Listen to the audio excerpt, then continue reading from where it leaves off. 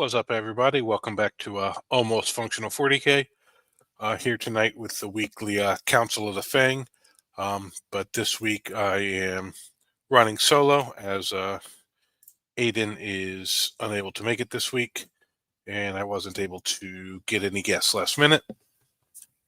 But with that being said, we're still here to talk Wolves. Haven't seen any new releases or leaks or anything yet, other than what we saw on the Adepticon stream.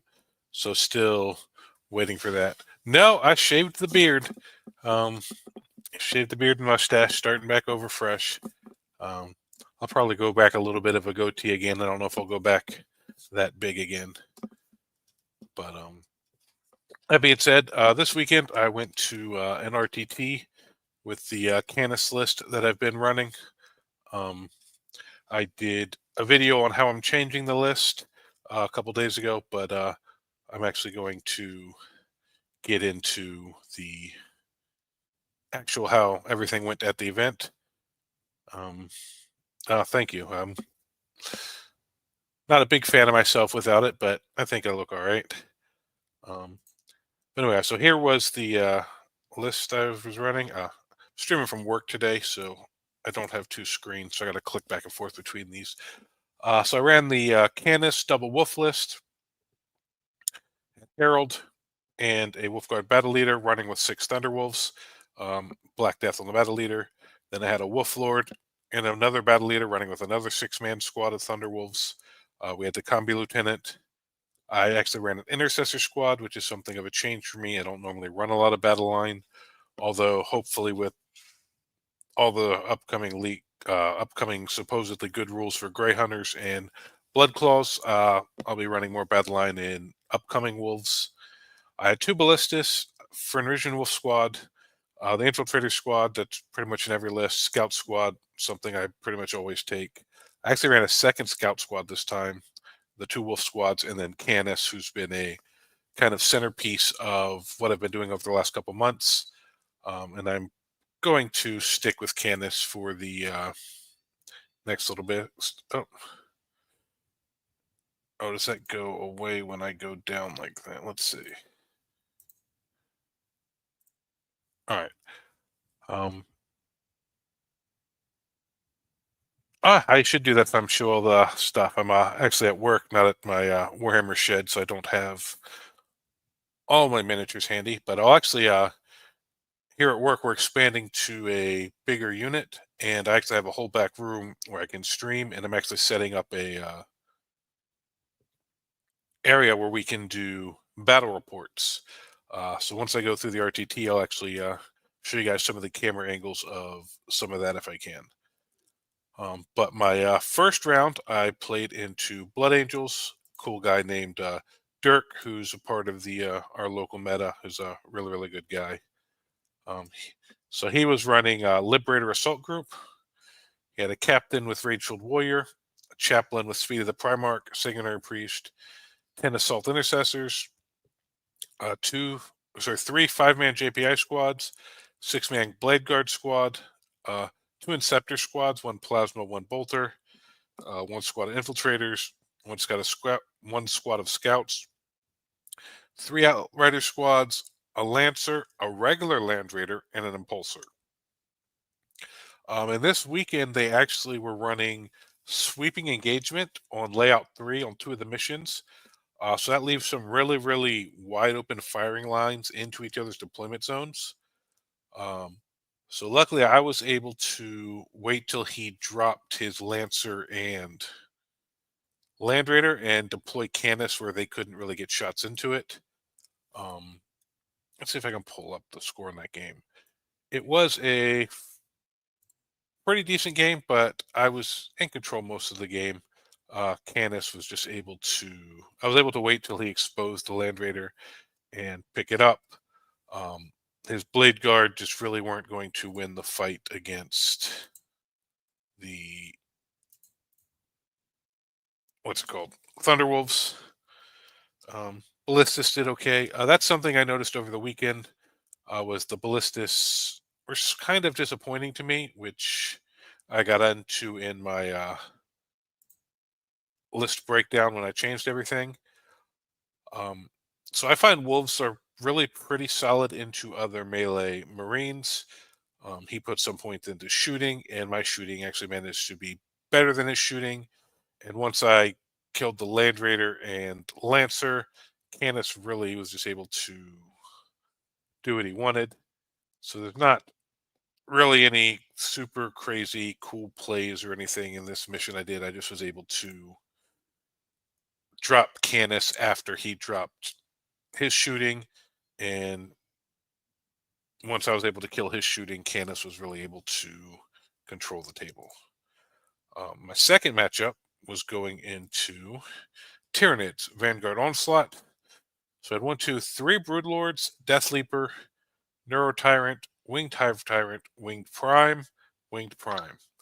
They had Biovore, 3 10-man Genestealer squads, each of which had a Broodlord, 3 Lictors, a Neurolictor, 2 squads of Raveners, and 2 6-man squads of Prime. Once again, Kirk's another good local guy, but this game really wasn't close. I ended up tabling him. Warriors just really are bad into my list. There are only 3 wounds. So Canis and each one of the Thunderwolf characters being 3 damage, at least, like Canis is 4. But each one of the Thunderwolf characters is 3 damage on the charge. So really, I just rolled through those squads with no real issue.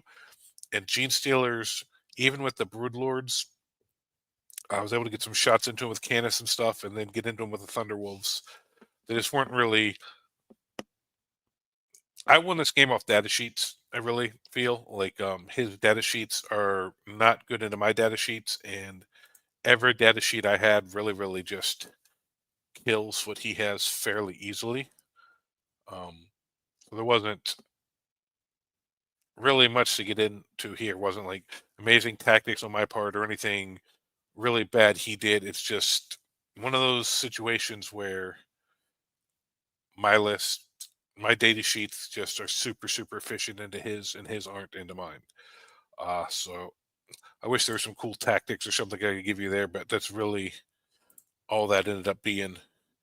And so that ended up being a 86-36. Like that was, and that's nothing on Kirk as a player. That was just data sheet on data sheet. Last I played Dave Ozawa, also from Almost Functional. His Grey Knight videos are here on the channel as well. So Grey Knight, so Almost Functional was 1-2 going into the round, playing top table. So no matter what happened, I knew one of us was going to win the event. David managed to get me. He had Nemesis Dread Knight, Strike Squad, 4 Razorbacks, a Rhino, Inceptor, 3 Dread Knights, 3 Purifier squads, 2 5s and a 10. And he really breaks down this list at other places on the channel. This is a super efficient Grey Knight list. He's been super successful with it. Won a couple little events with it and plays fairly well at a GT. Actually, him and I are both going to a GT together this weekend. I expect him to place fairly well there again, and I'm highly hopeful for my new wolf list there. But yeah, he ended up getting me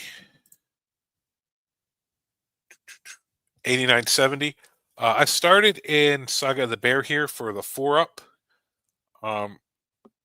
Feel no pain against his psychic combat, but I don't. Looking back at it, there was a bunch of times where I really wished I had advance in charge or fallback in charge. So I think I should have started in Saga of the Warriorborn, which is my normal start, and just let the 5-up Feel No Pain be enough against that stuff. But that was that, and my Black Death kind of whiffed 2 turns in a row. Once trying to pick up a Razorback, which kind of left my squad pinned, unable to fall back and charge. And the next turn, I ended up leaving a Dread Knight alive on 3 wounds because the Black Death whiffed again. So actually, my Thunderwolves ended up 2 turns back from where I thought I'd be in board positioning, which really was just something I wasn't able to come back from in this game because it allowed him to do a terraform and stuff on the other side. So I think if I had started Warriorborn and had the fallback in charge, even if my damage underwhelms, I'm able to fall back and get to other places to be more threatening to other places on the table. Because with him only having the one character, I'm not really able to unlock Warriorborn very easily once the game's active. Whereas Bear, I have a better chance of activating. So I think that was the only thing I would say was a major mistake on my part. I think I should have started in Warriorborn. Um, but we'll see how that goes in the future if I end up in that matchup again. Yes, I don't have any full armies right now. I just sold my world eaters, and I'm in the process of building a knight army because I've been enjoying Canis, but all of that's on hold right now till the new wolves drop. I'm gonna rebuild the wolves with whatever comes in the new codex before I extend out into anything else. But I've been playing since second edition, so I've played and owned almost every army at some point. Um, I just Space Wolves are the only one I always hold on to. Um, although back in the day, I have sold Space Wolves 2 or 3 times, but I always start them again because they're my favorite army. And so about 5, 6 years ago, I decided I'm never selling wolves again. If I get bored of them, I just put them on the shelf. Anytime I'm at a trade day, they have Space Wolf stuff. I just pick it up if it's cheap, just because who knows, it might be good later. But yeah, so no other armies. Yeah, let's see if I can show some of these cameras. All right, I gotta hook up this stupid thing. So yeah, we're going to be working on doing battle reports. Hopefully, try to start doing May. Let's see if I can. I gotta get some hardware to be able to switch between cameras. I don't currently have that. All right, I gotta turn this back on. All right, so then we have the setup for the dice tray. Then we have this one, I think. This is the overview of the table. There's fluorescent lighting in here. I want to get some LEDs to get rid of that. I'm assuming you guys see the little bit of flickering light like I can. And then there's a long angle view camera, which let me see if I can get that one hooked up real quick. This camera is probably going to cut out real quick, so let me go back to the main camera. Where is? Yeah, definitely I need some software for switching between these cameras quicker. You can see some of it behind me, but that's big camera.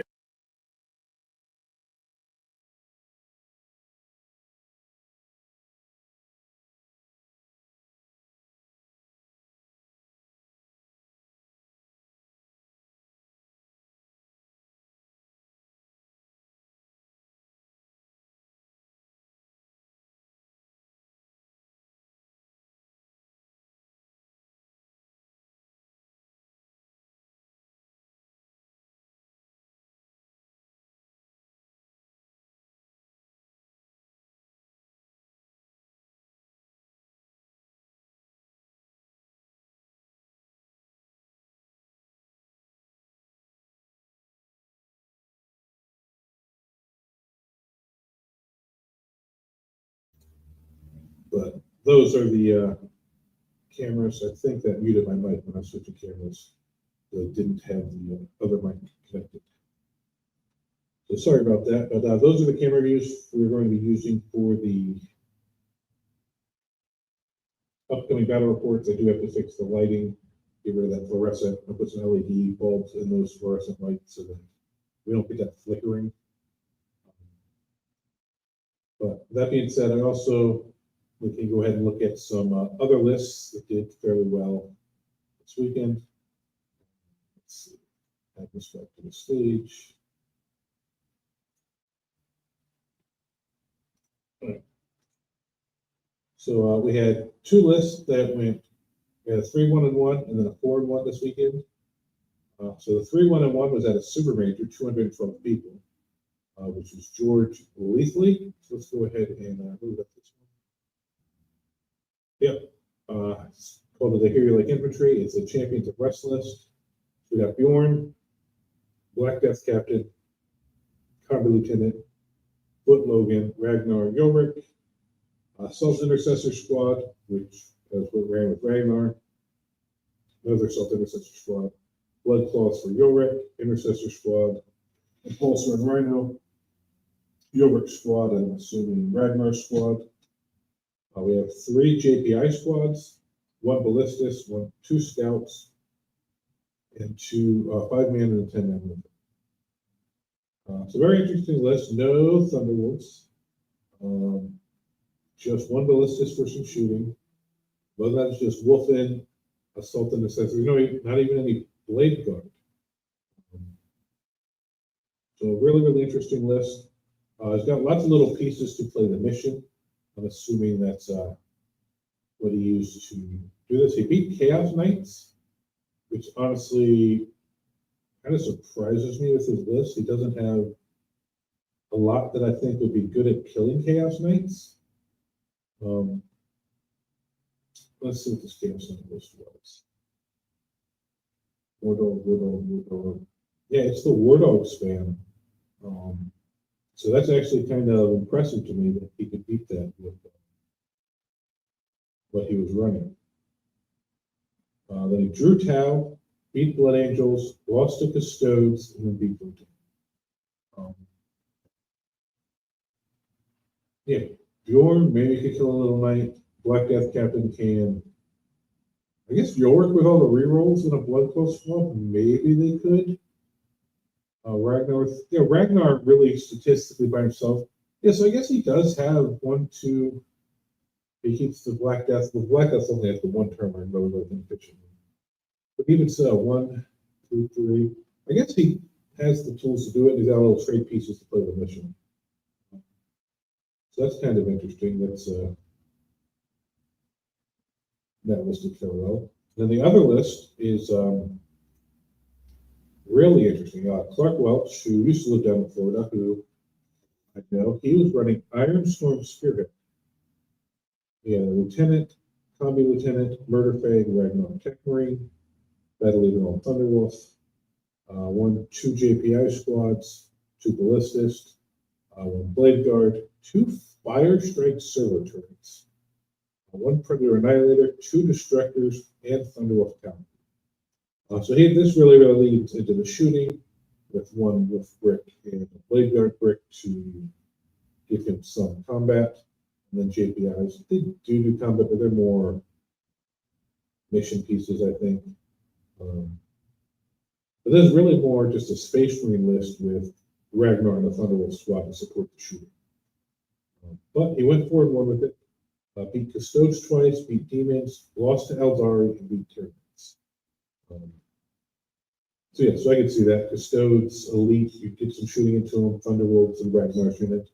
Can kill Custodes a little bit and hold them up. Is this the new Demons? No Demonic Incursion. Bloodthirster, People Never Change, Nerdlings, Plague Doors, Flesh Hounds, Swinish Root. So we have lots of big demons, not a lot of mission play. And I think the big demons are better in the new detachment. So I think that's just a not great demons list. But that's that for all that stuff. Saying a lot because used to having someone in here to talk to. So not really a lot of people in chat here today. This will probably end up being a pretty quick video. Anyone else? Well, there's only one person chat. Any questions or anything else before we kind of sign out of here? Yeah, I'll try to make sure we have guests and stuff next week so we have more to talk about. Hopefully there's some more releases or leaks or something to give us more stuff to talk about heading towards the codex. But that'll be it for today. Like, subscribe, all that cool YouTube stuff, and we'll see you guys next time.